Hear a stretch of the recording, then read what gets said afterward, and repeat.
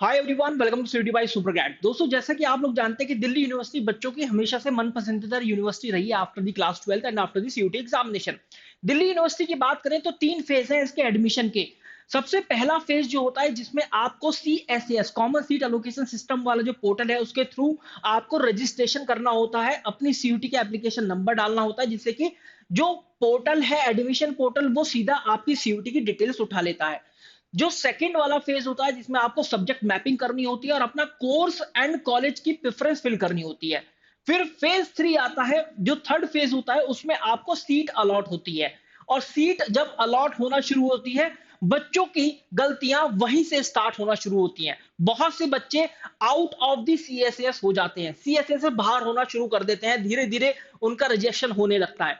तो क्या ऐसी गलतियां हैं जो बच्चे करते हैं, उस पर मैंने ऑलरेडी एक वीडियो बना दिया है, लेकिन इस वीडियो में हम बात करने वाले हैं फेज 3 के लिए स्टेप बाय स्टेप प्रोसेस क्या रहने वाला है यूनिवर्सिटी ऑफ दिल्ली के लिए। तो चलिए स्टार्ट करते हैं अपनी इस इंपॉर्टेंट वीडियो को।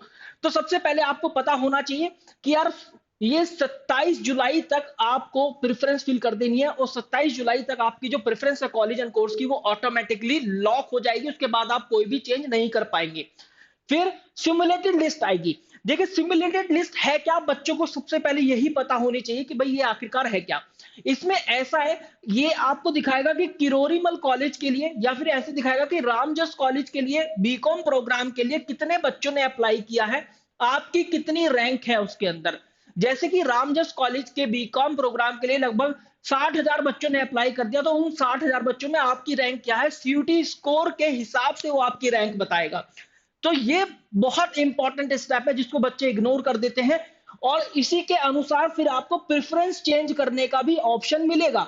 भाई आपको लग रहा है कि रामजस कॉलेज में आपका एडमिशन नहीं हो पा रहा है और श्री वेंकटेश्वर में हो पा रहा है या फिर किरोरीमल में हिंदू में हो पा रहा है, तो आप क्या करेंगे, अपनी प्रेफरेंस में वो वाले कॉलेजेस ऊपर कर सकते हैं। मतलब इट डिपेंड्स ऑन यू कि आप क्या क्या चेंज करना चाहते हैं। लेकिन सिमुलेटेड रैंक लिस्ट के जरिए आपको प्रेफरेंस चेंज विंडो करने का एक ऑप्शन मिल जाएगा। यहां पर देखो 30 जुलाई 11:59 रात तक आप अपनी प्रेफरेंस चेंज कर सकते हैं। फिर आपकी होगी फर्स्ट सीट अलॉट होगी। कैसे पता चलेगा, 1 अगस्त 2023 शाम को 5 बजे जाएंगे आप अपने पोर्टल पर और वहां पर लॉगिन करके देखेंगे कि आपको सीट अलॉट हुई है या नहीं हुई है।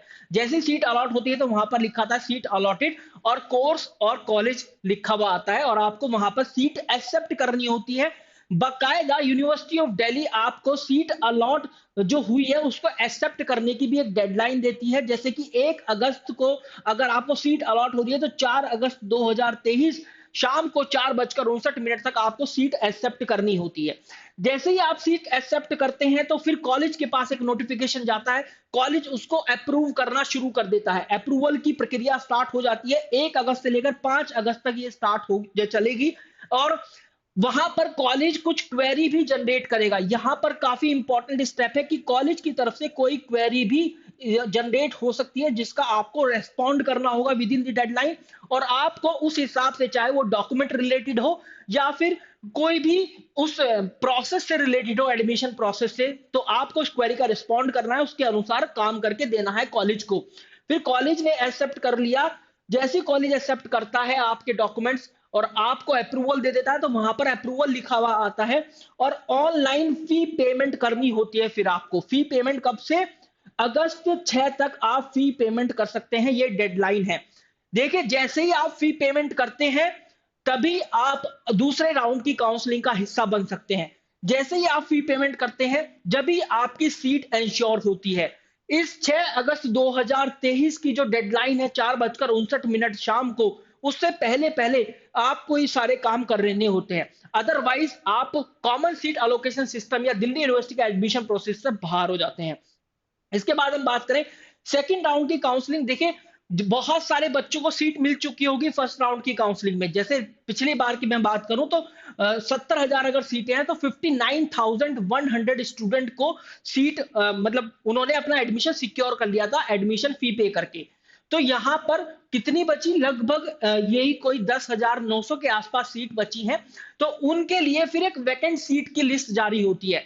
तो फिर यहाँ पर एक वैकेंट सीट की लिस्ट जारी होगी जो कि अगस्त 7 को जारी होगी 5 बजे, और यहाँ पर दिखाया जाएगा कि आपको कॉलेज का नाम और उसके कोर्स का नाम कि भाई इस कॉलेज के इस कोर्स में कितने नंबर ऑफ वैकेंट सीटें हैं। तो फिर यहाँ से आपको ये अंदाजा होगा कि यार ये वाले कॉलेज की इस वाले कोर्स के अंदर जो है क्या है वैकेंट सीटें हैं। तो फिर आप क्या करेंगे, window to reorder high preferences, तो आपको फिर एक मौका मिलेगा अपनी प्रेफरेंस रीअरेंज करने का, और आप हाई प्रेफरेंस पे ही अपग्रेड कर पाते हैं। फिर ये होगा आपका 8 अगस्त 2023 तक। सेकंड जो राउंड की जो काउंसलिंग है, जो सेकंड सीट का लोकेशन है, वो आपको 10 अगस्त 2023 को शाम को 5 बजे मिल जाएगा। फिर आपको देखना है, फिर से एक्सेप्ट करनी है सीट अगर मिल जाती है, मतलब अगर फर्स्ट राउंड में भी नहीं मिली तो सेकंड राउंड में मिलेगी, और सेकंड राउंड में नहीं मिली तो थर्ड राउंड में मिलेगी। इस तरीके से आपको सीट मिलती है।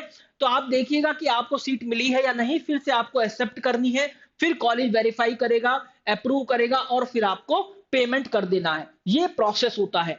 देखिए, एक इंपॉर्टेंट बात मैं आपको बता देता हूं, जब अपग्रेड की बात बताएं हम, तो यहां पर जब आपने अपनी सीट सिक्योर कर ली, फर्स्ट राउंड की काउंसलिंग में जिस बच्चे को भी सीट मिल जाती है, सबसे पहला उसका ऑब्जेक्टिव होना चाहिए कि सीट को सिक्योर करना। सीट को सिक्योर कैसे कर पाएंगे आप, जैसे ही आपको सीट मिली, आपने देखा कि ये वाला हो सकता है आपको 2 कॉलेज या 3 कॉलेज में सीट मिल जाए, जो कॉलेज या कोर्स आपको बेहतर लगता है उस कॉलेज या कोर्स की सीट एक्सेप्ट कर लीजिए, और उसका ये सारा प्रोसेस फॉलो कर लीजिए, अपनी फी पेमेंट कर लीजिए, और एडमिशन अपना या सीट अपनी सिक्योर कर लीजिए। फिर आपको अगर ऐसा लगता है कि आप जो सीट मिल रही है उसे सहमत नहीं है, आपको थोड़ा हाई प्रेफरेंस में भी मिल सकती है, फिर आपको ये सारा काम करके अपग्रेड पर क्लिक करना है। जैसे ही आप अपग्रेड पर क्लिक करते हैं, एडमिशन फी पे करके सब काम करके, तब आप सेकंड राउंड की काउंसलिंग का भी हिस्सा बनते हैं। आप फिर इस स्टेप पर आते हैं।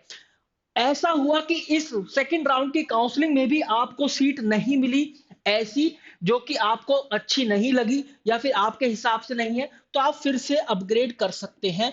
ऐसा कोई ऐसा कोई रूल नहीं है कि आप एक बार ही कर पाएंगे, आप फिर से भी अपग्रेड कर सकते हैं। फिर आप थर्ड राउंड की काउंसलिंग का हिस्सा बन सकते हैं।